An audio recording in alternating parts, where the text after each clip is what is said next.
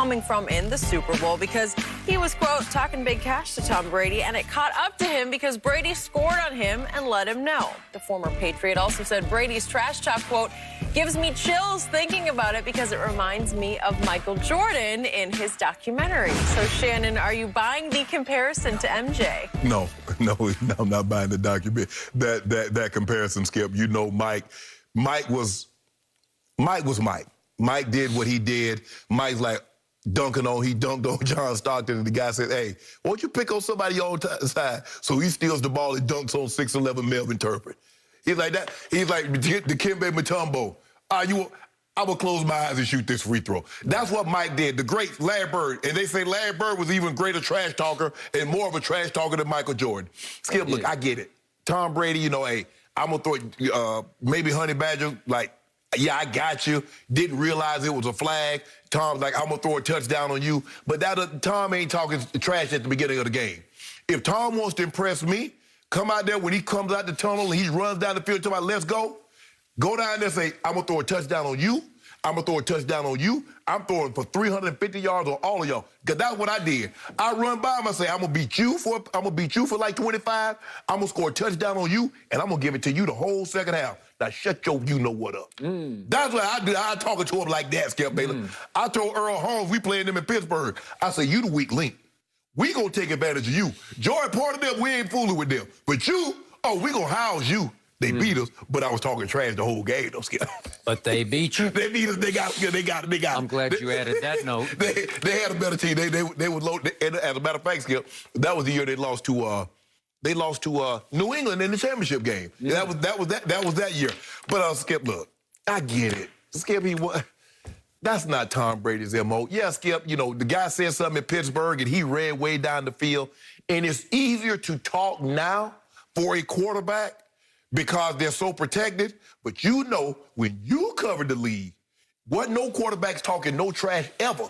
If you threw a touchdown pass on somebody, you kept your mouth shut, you ran off the field because they would lay you out. Tom knows he's heavily protected now. So he might do a little, might say a little something. Like what we see Phillip Rivers do, that would have never, ever flew in the 80s and 90s. But now, Skip, they're protected. You can't hit them high. You can't hit them low. You can't land your weight on them. You can't do a lot of different things. But I still don't look at Tom Brady as the trash talker, the in-your-face type of guy that Jordan was. Skip, you know Jordan, I mean, he went into the game looking to start some foolishness, talk crazy in people's face, and did not back down. He went at Reggie Miller, him and Xavier McDaniel was face-to-face, and we know the battles that he and the bad boy Pistons had. So I don't look at it like that. Is he as intense of a competitor as Jordan? Absolutely. But the trash talking, I don't see that. Okay, to your point about Jordan, it was much more in your face. I've told you stories that in 1998, one time, Vashawn Leonard, remember him from the Heat? Yeah, I do. The Heat had just wiped out the Bulls at Miami about a month earlier. This is in February, maybe. They come to the United Center. Vashawn Leonard is back every time that the Bulls are shooting free throws, so he has to go to the far free throw line and just stand waiting to play defense, right? While his teammates shooting a free throw. Right. Jordan wouldn't line up with the Bulls to get the rebound. He would go back with Vashawn and just lean over. Vashawn was like 6'2" or 6'3" maybe, Jordan 6'6". He would lean over the whole time the free throws are shot and just talk in his ear, like tell him, you ain't, you know what, because Vashawn Leonard had made the mistake after the wipeout game that they wiped out the Bulls in Miami of talking about, we knew we could do this and that and the other, and it was over. Right. And I think Jordan scored 50-ish that night. It's just classic, but he did this a lot. Well, kind of like the back-to-back they had against the Bullets at the time when LeBradford Smith scored 37. And Bradford didn't even say anything. That was the media hyping up. Jordan went for 36 and a half against him the next game. Okay, I got it. It's more out front. It's more visible. But I still think you are underestimating Psycho Tom. He's got this crazed alter ego in there that can go over the edge if you trash talk him first. He's not going to initiate the way you initiate. Right, or Jordan initiated. Yes, and so did Larry Bird. Yeah. In fact, Mark Aguirre used to tell me when I was covering the Mavericks, nobody could trash talk like Larry Bird, because he would try to belittle you into, like, just cut your legs out from Skip, under personal insults. Skip, he told the coach, he said, don't put no white guy on me. That's disrespectful to my talent. He said he could be black, he could be Asian, he could be yellow, but don't put the white guy. That's disrespectful to me. It's the truth. Ugh. Some of the stories I could tell that won't work on television, I have to keep to myself. But I loved what Kyle Van Noy said, because in practice, it could get very heated. And he talked about when Gronk, it looked like he was going to be traded, and then he's back at practice, and he's still a Patriot. And all of a sudden, Brady and Gronk are just lighting up the defense, and they're giving it to him verbally as well as physically. Right. And as he said, you know, they were talking big trash to us, and we couldn't say bleep back to him because it was like, you guys are beating our ass and letting us know about it. Well, that guy's in there, that Tom Brady. So you don't want to provoke him if you can help it. And he's saying it gave me chills watching the Super Bowl, because I did think of Jordan sitting in his locker before the game with the baseball bat and a cigar. You know, and he's just like squeezing the sawdust out of the baseball bat, thinking about what he's going to do to somebody who made the mistake of saying something about him when the ball's tipped up. And sometimes, and I don't know. Look, I think Brady's trash talk on the field, Skip, is in retaliation when you trash talk to him.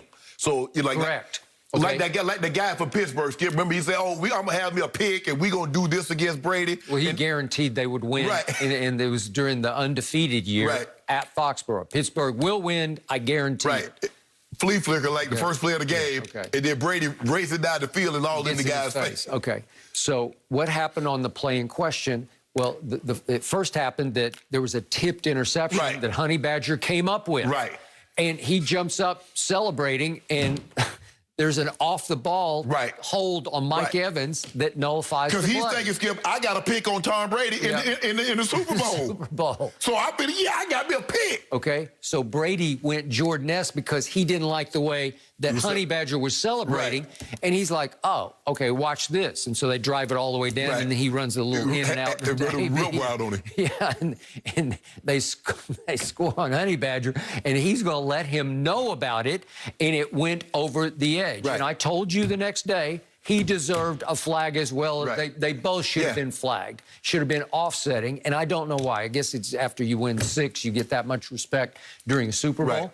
But remember what Tyrann Mathieu said after the game, I'd never seen Tom like that. Well, then you haven't watched closely enough, because he's got that in him. Again, ultimate wolf in sheep's clothing, because off the field, he looks like just some dad next door. He can be nerdy, he can be corny, but he's got that gear in him, and it's profane. You're going to get all the choice words.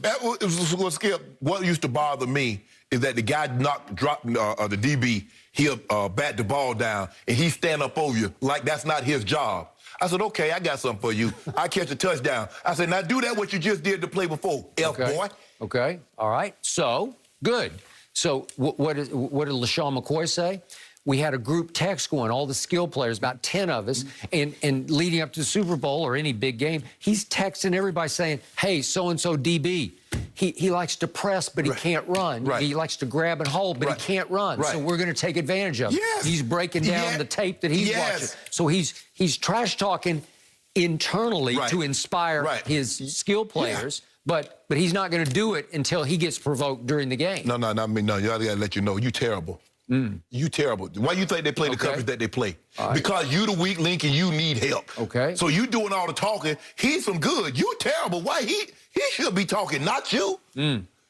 Well, I still say Honey Badger pushed the wrong button, and he paid for it because he who laughs last laughs louder. Skip, here's the thing, though, but Honey Badger didn't know there was a penalty. Skip, I got to think about it. If you catch a touchdown in the Super Bowl, your immediate reaction is to celebrate. Now, we've seen guys catch touchdowns, and all of a sudden there's a flag. You're like, oh, man, I done did this nice dance. I done had my celebration. So Honey Badger like, I picked Tom Brady. I'm going to tell my kids, my grandkids, I got to pick on Tom Brady in the Super Bowl.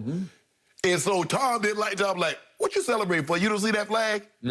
Hey, Honey Badger. And then he's like, okay, hey, AB, go run that whip right on it. I still say Tom Brady has one screw loose in a good way that you don't give him credit for.